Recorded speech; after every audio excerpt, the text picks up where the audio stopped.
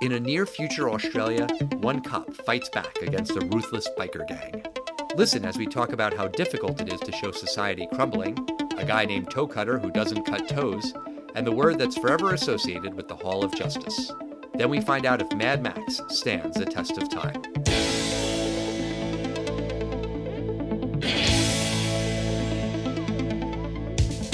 Test of time, James and Alan have their say. Do the movies you love still hold up today? James says gladiator with the glutton. Alan says as a father, blah blah. It's the test of time, James and Alan have their say. Do the movies you love still hold up today? Test of time, James and Alan have their say. Do the movies you love still hold up today? Hello, everybody, and welcome to the Test of Time. My name is Mad Alan Noah, and joining me is Angry James Brief. Yes, I'm very, very angry, Alan. Aw. Oh, actually, maybe I should be Angry Alan, and you could be Jealous James? I'm just trying to think of a alliteration. Jaded James? No, that's kind of like, that'd be more like emo James. You could be Emo James. Giraffe James, because giraffes are super aggressive. Then it's a G and a J. It's the same phonetic sound, but I think that's kind of a cheat. Yeah. All right, we'll workshop this. We will come back to it.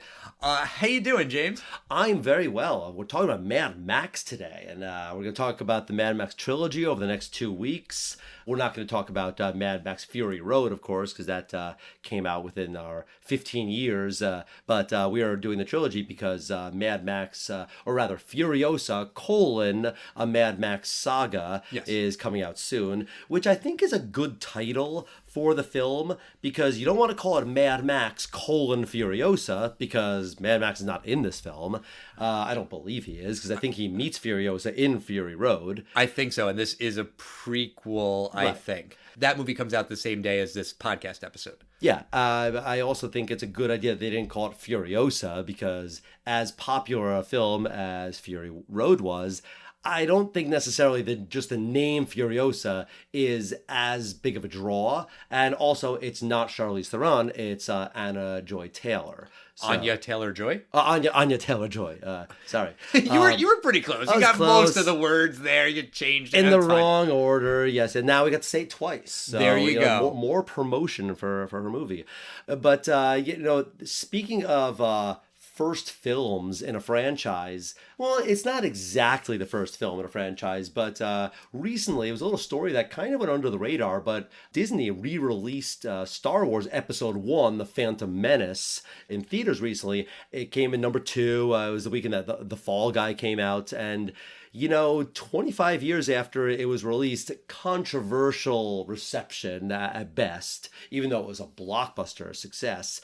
I feel like history has been kinder to Episode 1. Yeah, I mean, the fact that the movie came in number 2 at the box office is kind of surprising, especially because, not literally, but everyone has Disney Plus. Like, if you wanted to watch The Phantom Menace because, hey, it's 25 years old, for a lot of people, you could do that at home. Or if you don't have Disney Plus, you probably have a buddy or a friend or a cousin or someone who has Disney Plus, and you could, say, hey, let's watch The Phantom Menace. I'll bring the popcorn or the Cheetos or whatever. Like, it's not hard to access.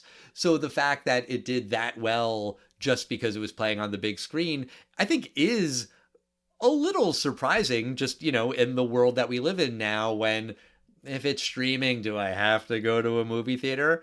But I guess it shows that people want to see the pod race on the big screen.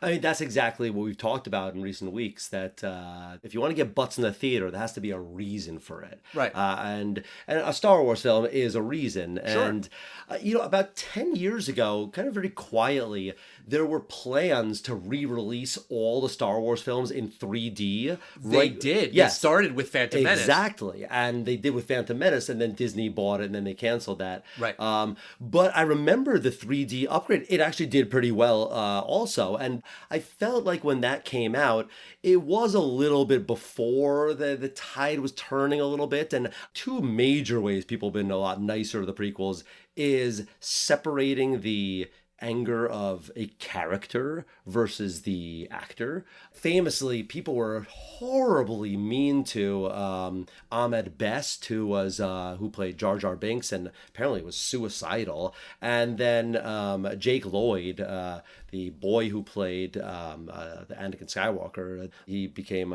schizophrenic. And you don't catch schizophrenia. It's not that the bullying online caused this young man to get schizophrenia, but it certainly didn't help that this kid was tormented, and I think he did not have a good childhood after the release of The Phantom Menace. Yeah, but there was something I read not that long ago that his mom wrote that really was defending the movie and Jake Lloyd's experience where, yeah, there were some kids who were mean to him, but that he was super proud of the fact that he was Anakin Skywalker, that he was in this movie. He, to this day, is still proud of it. And yeah, there was some bad shit that went on, but that by and large, if I'm remembering this article right, it was a positive thing for him. And she said, I'm grateful, he's grateful. Yes, he has this mental health problem, but it had nothing to do with the movie, and it sucks, and it's a shame, and it's not what we were hoping for. But no, Star Wars was a positive thing for us. And that's nice to hear from his mother, but the online community was not kind to Jake Lloyd. Sure. Episode 1, looking back on it, is some of the best things in the franchise. Duel of the Fates. You got Darth Maul, who's fantastic. Ewan McGregor, everyone loves him. The lightsaber battle at the end, fantastic. It definitely has more vocal love than it used to have. This is true. But let's talk about Mad Max. I had never seen this movie. I'd never seen any of the original Mad Max movies. The only one that I had seen before watching Mad Max the other day for this podcast was Mad Max: Fury Road. To be honest, when that movie came out in 2015, I wasn't interested. I did go and see that movie eventually because everyone was talking about it, that it was an unbelievable spectacle and you've got to see it, and it's an edge of your seat thrill ride, and it's a 2-hour car chase scene, and I don't even like car chase scenes, but this is really fucking good. So I did see it, and I don't remember every last detail of it, but I remember enjoying it. I remember being impressed by it, and I was kind of expecting in this movie, the original Mad Max, I was expecting, an earlier version of that. Yeah. A more primitive, less special effects because it's 40 years earlier or whatever it is. I was pretty fucking surprised by the movie I saw. Yeah, absolutely. I knew that you hadn't seen the film, so I was expecting you to expect a low budget Mad Max Fury Road, and that you will notice is next week's film. Okay. That's Mad Max 2 called The Road Warrior. But this film, Mad Max, is an action film that follows Max Rockatansky, a police officer in a not quite post-apocalyptic, but towards the end, the breakdown of society, Australia, where society is crumbling and gangs dominate the highways. After a deadly encounter with a savage motorcycle gang leads to the loss of his family, Max becomes a hardened avenger. Driven by grief and rage, he sets out in his supercharged V8 Pursuit Special to exact revenge. Right. And this movie came out in 1979, just like us. Yeah, it came. There's different release dates. It was released in the States in 1980. It had a very low budget, $350,000. Did you read about where the budget came from?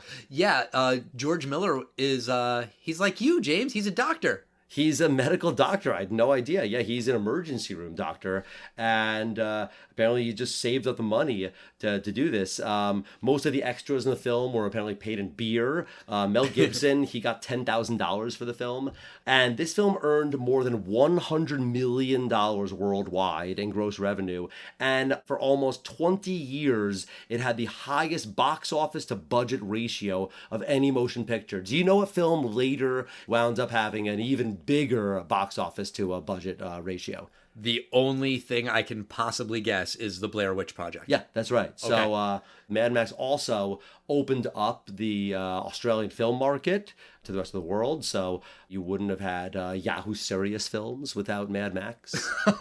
That is a niche reference there. But you honestly might not have had even the interest in, say, a Crocodile Dundee film because this film did open it up. Right, right. And after I watched it, I was like, how? How did this movie do that well at the box office? How did this movie spawn this franchise that is still going strong 45 years later? I really had a hard time just understanding like how anyone could see this movie and think, "Oh yeah, I want to see more adventures of this guy," because it's paper thin, the plot. Well, I could tell you what are two films that were runaway hits that we have reviewed recently on this podcast. They're not the same genre, but there's a very, very similar item in all three of these films. And this was the number 2 film of 1977 after Star Wars. And it was in the top 10 of 1980 or 82 or something. Both starring Mr. Burt Reynolds. Oh, like Smokey and the Bandit and Cannonball Run? Right. And what is it? What does that have in common with this film? One word. Driving? Right. Exactly. A car. You know, when you look at something like Star Wars, why was it such a runaway success in 1977? Because nobody had ever seen anything like this. Toy Story 1, it's a great film, but why was it such a big success? Because no one had ever seen a full-length computer film, and people were just wowed by it. And that's exactly what it was. It was a car movie. No one had seen a violent thing like this. There was a movie in the 70s that was kind of a cult classic called Death Race 2000. Yeah. I just think to see something very violent, and this film is violent. And some stuff happens kind of off camera, some of the more violent and gross things, but, it's one of those things that goes there. There's kids that die, and there's limbs blown off, and it's a pretty violent film. I get it, but I mean, cars, like that's it. And the violence, there's not a very high body count in this movie because a lot of the characters that you think die, or at least that I thought died, aren't actually dead. Like the good cop, Goose, which is kind of funny because I hear Goose and I think of Top Gun. But that guy dies with air quotes like 6 times, and as far as I know, he lives. At the end of the movie, he's still alive. He's in a hospital bed, and he's in a coma or whatever, and he's very badly burned, but he doesn't die. Max's wife doesn't die. Their kid dies. You don't see the kid die. You really don't see many people die because of the super low budget, because of what they were working with. But even Toecutter, when he dies, you just kind of see like a close-up of his face and then an explosion. Like, the violence in this movie is there, but it's mostly implied. Oh, yeah. I had seen this film exactly one time. And the only thing I remember in this film was the very end, which I thought was so cool. Max gets one of the bad guys that is responsible for killing his kid. And I think it's a really cool thing. The bad guy is right beside a car wreck that's leaking gasoline, and Max handcuffs his ankle to the car and sets kind of like a timer fuse with a candle that's going to blow up in a few minutes or something. He hands him a hacksaw and says, "It'll take you 10 minutes to hack through that saw with this through the actual handcuffs. But if you're quick, you might be able to hack your ankle off and get out of it." It's a great premise. How badly do you want to be free? One of those 127 hours kind of situations.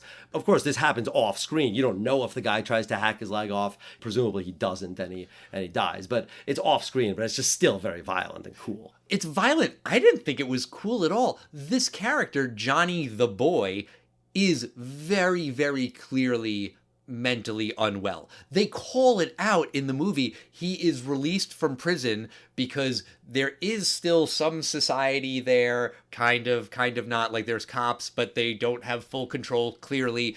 But they have some rules, and they let this guy go because no one showed up as a witness in his trial, and he's clearly not okay. You see it. You see it in every scene with him and Toecutter. Toecutter is the bad guy. He is the big bad. He is the evil villain. You want Max to kill Toecutter. Toecutter killed his kid and gravely injured his wife.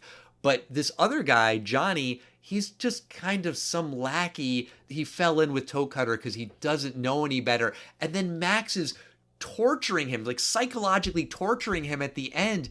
And I found that really off-putting, and I do also think from a test of time perspective, that shit wouldn't fly today. I think if you had an anti-hero good guy who's also kind of a bad guy in a modern movie, maybe he catches this guy, Johnny, and he beats him up, and then he's gonna kill him, but then he sees that this guy is just not all there, and he says, "You're not worth it." Maybe he leaves him by the side of the road for another gang to kill him. Maybe he brings him back to jail. Maybe he throws him in an asylum. Something. But blowing him up, telling him to hack off his leg, I was like, what the fuck? This is shitty. Like I said, I remembered the final scene. I was certain that it was the other guy, the guy with the feathered hair. Toecutter. Toecutter. Yeah, I assumed it was him that was going to be, that would be kind of his comeuppance. Well, that would make more sense that he would be the last kill. Right. I was surprised when I saw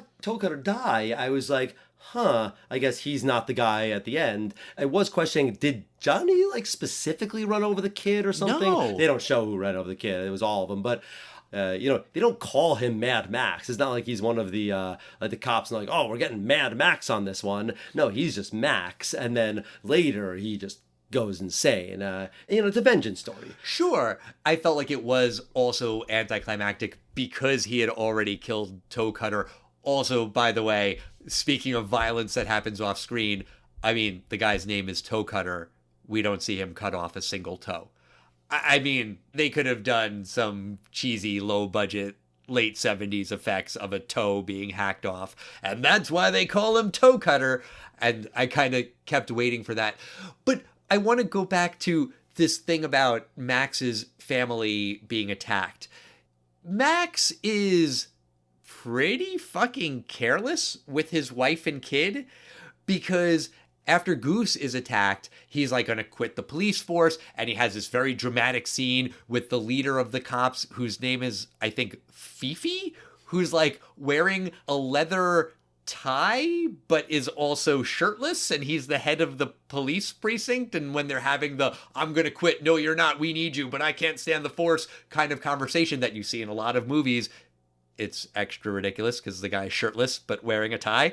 But anyway, then he goes off on vacation with his wife and kid. The car breaks down and they're in this semi kind of half apocalyptic hellscape. And the wife's like, I'm going to go for ice cream. See you later. And Max is like, okay, bye. Like, no. You don't let her out of your fucking sight. And that's not a sexist thing because he's the man and he has to protect her. He's a cop. And she is not. You could very easily flip it, if she was a cop and the husband was not, and then he says, I'm going to go take the kid. No, you're not. You're not going to go get ice cream. You're going to sit here and wait for the fucking car to be fixed. What are you talking about? And then she encounters Toecutter. Toecutter doesn't kill her. I thought Toecutter was going to kill her then. He harasses her and she knees him in the balls, and that pisses him off. Then they go to this other house, and, it's a family friend, I guess, and they're staying at the ranch, and then he's fixing the car, and then she says, I'm gonna go to the beach, and Max says, okay, bye. Like, why are you letting her out of your sight? You know there are bad guys on your trail, and he is very cavalier with letting her go off. Yeah, maybe. I mean, it's kind of a montage when he leaves the forest. It might not be right afterwards. That's what I was thinking. There might be a time jump. I suppose so. Yeah, and then maybe you let your guard down. I kind of felt that a little bit, but then again, it's kind of the countryside, and you kind of figure maybe going down the street to get ice cream is okay. Well, that brings up something that I was kind of confused about with this movie. This movie shows society crumbling. Not that society has crumbled or that it will crumble, but it's kind of halfway happening. I have to say, I think that was a mistake by George Miller, because he had such a low budget. I've never been to Australia, so I don't know. But I have to assume that if you were just going to go for post-apocalyptic hellscape desert, that would be pretty easy to film in Australia, I would think. Like drive away from the major cities for an hour or two. So why not just do that? Don't get me wrong. Society crumbling is, I think, more interesting, from a narrative perspective. That's like a very interesting place to play in. But it's hard because is it that there are cops and law and order and good guys get the bad guys and put them in jail and you can go out for ice cream with your kid? Or there's roving gangs of motorcycle hooligans who will kill you and you're kind of on your own. It kind of can't be both, but if it is both, then you need to sort of address it, and I think the movie drops the ball there. I agree, especially knowing how well the franchise will embrace the post-apocalyptic and kind of the fun that you could have with a lawless anarchy society. I think the fact that the film uses a quote-unquote police force, there needs to be some kind of element of a society because, in a Fury Road, police doesn't work. So, right. Yeah, no one's going to care that someone claims that they're an authority. So I agree with you that it should have either been a little bit more on the, rumors of riots and rumors of like society breaking down, or a little bit more exposition about what's going on in Sydney. Right. That might have been good. Yeah, and they do weirdly have some establishment shots of a city, a skyline. You remember what they call the police station? Oh, it's like the I Hall forgot. of Justice. Yes, right. I mean, that's straight out of like Super Friends from yes, like the comic book. Exactly. And anytime I hear Hall of Justice, or even when I just saw it on the screen, all I could think of in my head was, meanwhile, at the Hall of Justice. That was the voiceover. Every time they showed that shot of the Hall of Justice, that was what the voiceover said. Meanwhile, Hall of Justice and Meanwhile are forever connected in my brain. Did you see the movie Civil War that just came out? No, I haven't. Okay, no spoilers, I promise. But that movie does a much, much, much better job of showing a society that is kind of falling apart, but kind of trying to hold it together, and sort of holding it together, but sort of not. And that's a fucking hard thing to do. That is really difficult. It's not fair to compare Civil War with Mad Max. Civil War is a movie that was made much later, had a much higher budget, even, accounting for inflation and all of that. But if you've got a shoestring budget, I don't think you try that. Even a Handmaid's Tale, like when they do like the kind of flashbacks to society crumbling, I think that's really fascinating, but I just found it very confusing in this movie. I completely see what you mean. And it reminds me of a film that, another trilogy that we had reviewed, the Rambo trilogy. Right. When you think of Rambo today and, oh my God, he went all Rambo on their ass. Like, in some ways, you could say First Blood is a bad Rambo film. Rambo meaning what society today says a Rambo film is. Nobody dies in the film except for one accidental death in First Blood. And we're all thinking of Rambo 2. Sorry, Rambo : First Blood Part 2. Right. And Rambo 3 and, all the subsequent films in the franchise. It's just that Mad Max is so in the zeitgeist that you can't help but be biased that, wait, where's all the, roving through the desert, and I guess where's the low budget version of this? Again, I don't know whether you're going to like the film, but you're going to be more satisfied of what you were expecting with next week's film.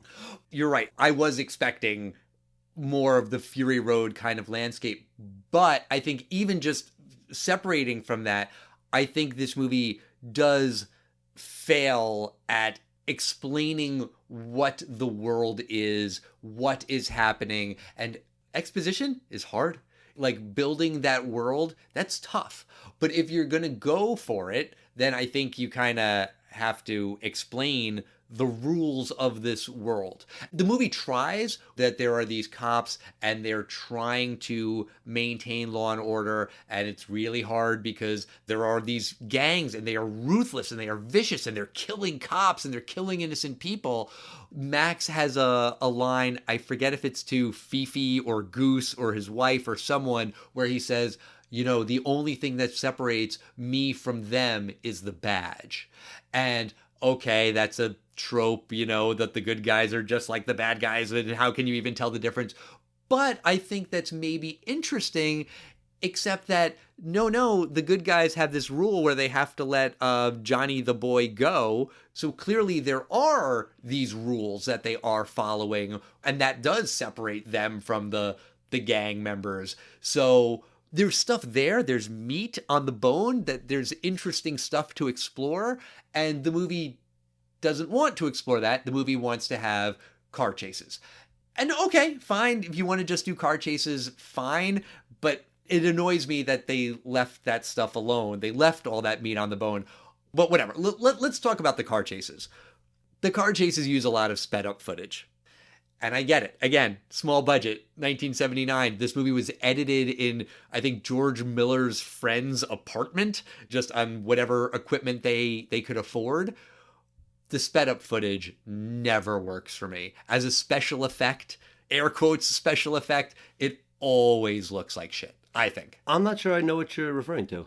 I mean, I don't remember exactly when in the movie it happens, but I think it happens a few times when the good guy is chasing the bad guy, and it's just very clearly that they speed up the footage to make it look like it is faster than it really was. Again, I understand the practicalities of it. I just think it always looks like shit. Okay, I didn't quite notice it. I found the car chases to be kind of interesting. The only thing I didn't like is I didn't really like the Looney Tunes aspect of the fact that Goose kept getting into car crashes and kept living. And then they killed him, or rather made him horribly disfigured to the point that Max says, that monster in there is not Goose, which is... Wow, that's pretty mean to say to Goose, but yeah, really. I hope he couldn't hear. Right. And I also was a bit confused about who Johnny was at first, like when he's captured, because they show like a couple that's in this town that a Toecutter and his gang attack the town, and then this one young guy grabs his girlfriend and says, we got to get out of here. And they speed off, which is like the stupidest fucking thing you could do in this world where the bad guys love car chases and going after people in a vehicle. That's like their number one hobby. So why would you fucking do that? Better to just lie down in the street and play dead. But they show later that Max and Goose rescue the girl from the car. And you don't see what happened to the guy. Presumably he was killed and tortured or something off screen. But at first when I saw that they grabbed Johnny from the scene, I was like, oh wait, is that a bad guy or is he the boyfriend?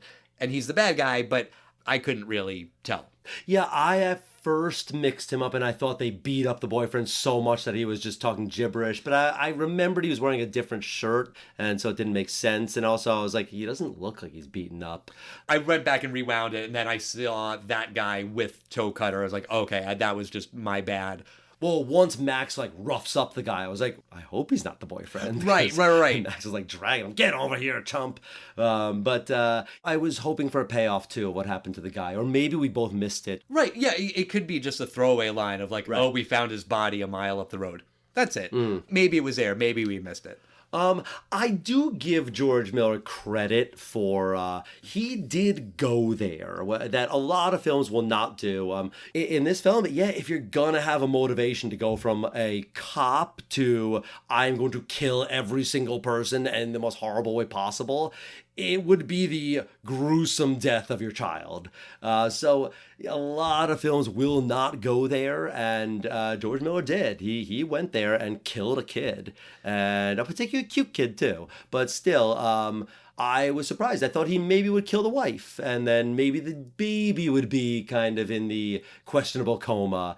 But I'm pretty sure the wife is not in any of the other films, so I guess maybe they mention off screen. I think in this movie they say something like, she's alive, but she's probably not going to make it, or something like that. Which is, still, then why bother? Just kill her off. I hear what you're saying, but to me, killing the kid, killing the wife is cheap. It's the obvious thing that you can do to this character to make him into the vigilante that you want him to be. Killing the wife, killing the kid, I don't know, it feels just easy. By the way, you didn't have to have it be a wife and the kid. Maybe he and Goose are best friends, and then Goose is so horribly disfigured that he goes after Toecutter because of that, because they killed his best friend, his partner, his lifelong companion. You don't have to make it be the wife and kid. That just feels icky to me. I mean, I think it's a Bruce Wayne thing. I mean, it's the death of your parents, the death of your kid. I think absolutely makes him snap. It was fine for me.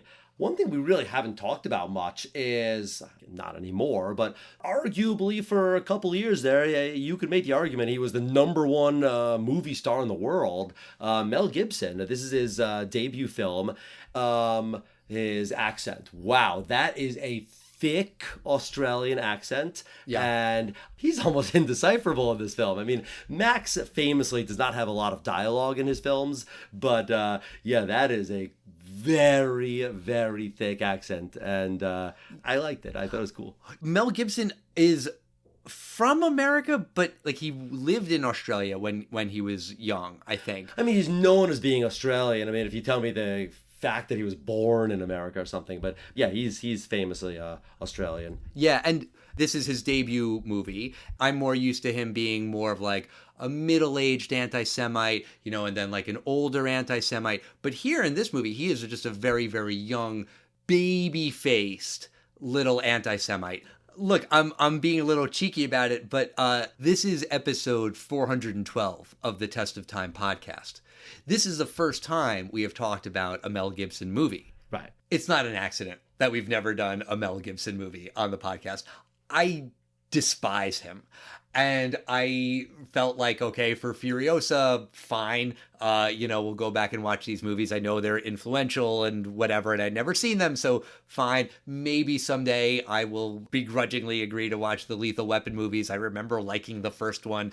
But, I do despise the man because he despises me and you and my family and your family and every other Jew that we know. And I could go on a 45-minute rant, and I promise I won't, about cancel culture. But like, in my mind, he's canceled to me personally, Alan Noah. I'm speaking only for myself, where I just fucking hate the guy. And I watched this movie on, I think it was on Max. I think Mad Max on Max. But whatever. Even just streaming this movie for the podcast, I worry a little bit if he gets a fraction of a fucking cent, because I don't want him to from me. It's hard for me. It's hard for me remembering that rant he went on, and I know he did some PR work and he apologized, but to me, he's just a piece of shit anti-Semite. So I don't have a lot of nice things to say about Mr. Mel Gibson, but you know what? That doesn't matter because he already hated me. It's a legitimate question. You could find genuinely hysterical clips from The Cosby Show and sure. Bill Cosby stand-up, but certainly there are people that wouldn't be able to stomach that. Or you watch a film and like, you see Harvey Weinstein for a moment, and you're like, watching this, I paid for this on Amazon. Great, I just gave Harvey Weinstein 4 cents. Sure. Can you enjoy their films ever again? Yeah, there's not a right or wrong answer. It certainly can affect people different ways. Sure. It's very, very personal. It's funny that you bring up Cosby. Years ago, I was at a friend's house. Eli was hanging out with another kid, and while I was picking him up, just shooting the shit with the other dad, I saw that he had a box set of The Cosby Show. I think I just picked it up and I was like, The Cosby Show, huh? And he said, look, I hate that fucking guy. I despise everything that he's done. But I gotta tell you, when that show was on, I loved it. And watching The Cosby Show made me want to be a dad. So yeah, I saw this at in a bargain bin somewhere, and I bought it, and I love the show. And you know what? Fine, salute. That's his personal decision. No judgments, whatever. But let me ask you, James, about Mad Max. Do you think the movie stands the test of time? Now, I had seen this film before, so I meant to ask you this. It was earlier this week, and I texted you, and I was like, Al, have you seen Mad Max yet? And you said yes. And I said, damn it, because I wanted you to do something. I meant to ask you. I wanted you to say, Al, write down 3 things that you expect to see in this film. And I wanted you to write chases through the desert and, the post-apocalyptic, something like that. And you wouldn't see any of that stuff. Just like if someone had never seen First Blood. And what's First Blood? Oh, it's the first Rambo film. Tell me what you think you're going to see. And someone's like, M16 mowing down 30 people. No, you're not going to see any of that. There's no explosions. I think there might be one explosion. But this film just has that indie feel to it. I like what George Miller did with this. I think it's kind of clever. You don't really need many sets, and you don't really need much in terms of plot to present what you need. This film is 90 minutes. That's a perfect length for this. The parts I actually really didn't like is kind of Act 2, that it slows down for a while, and Max is kind of happy with his family. I thought that went on too long. But for me, it's a small little film. It's not amazing. I actually kind of liked where it went. I love the ending. I really do like that hacksaw thing. I like the film. It's this is more to me a George Miller film than a Mel Gibson kind of action film. So I do think the film stands the test of time. What about you, Al? I know your feelings on Mel Gibson, but what about Mad Max? So I'm going to go back to that text message that you sent me when you asked if I'd seen Mad Max. I thought that the reason you were asking me was because you had a reaction like I had, which was, hey, Al, did you watch Mad Max? And then I was going to say, yeah. And then you were going to say, that movie was fucking dog shit and I don't want to watch 2 more of them. To which I was going to reply, okay. And that's not the way that the text conversation went. And you know, it's not a spoiler. I already said we're going to watch the next 2. Fine, I'm signed up for it. But I finished this movie and I was really, really shocked at how much I hated it and how bad I thought it was and how boring it fucking was. I mean, I'm not the biggest car chase guy in the world anyway, and I think even well done car chases can be boring to me because, you know, okay, yeah, I get it. The cars are chasing each other. That can get old, but I was just so confused and bored and annoyed. I couldn't get into this movie at all. I started watching it with Eli. After about half an hour, he was like, can we turn on literally anything else? And I was like, yeah, sure. I can't blame you. I can't even say, but I bet it's going to get better, because I was not confident that it would. And then I did finish watching it on my own. And then I told him later, I was like, by the way, Eli, it didn't get any fucking better. Just so you know, you made the right call abandoning it. No, this movie's fucking terrible. It blows my mind that this movie spawned a franchise. It really genuinely does. That people saw this and were like, yes, more, please. Really? This fucking thing? I will never understand that. You did a good job of explaining it. I appreciate that you did. It just doesn't make logical sense to me. I think people also kind of have a little bit of that thing of the independent film that comes out of nowhere that everyone's kind of talking about, My Big Fat Greek Wedding or Juno. And it's something exciting that people get excited about. Pulp Fiction back in the day. And I bet Mad Max is one of those, like, did you hear about that film that's playing, not at that theater, but like a town over, they're playing this Australian film. It's super violent.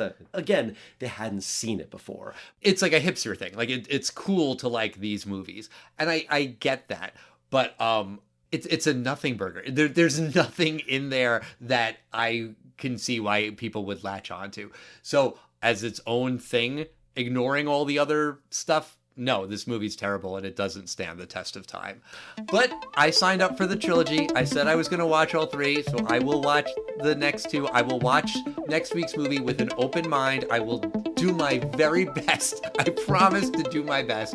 By the way, I was looking it up. I need to do more research on what the official title is. Is it Mad Max 2, The Road Warrior? It has a lot of different titles in a lot of different regions, so I'm going to have to do a little bit more digging to figure out the official title.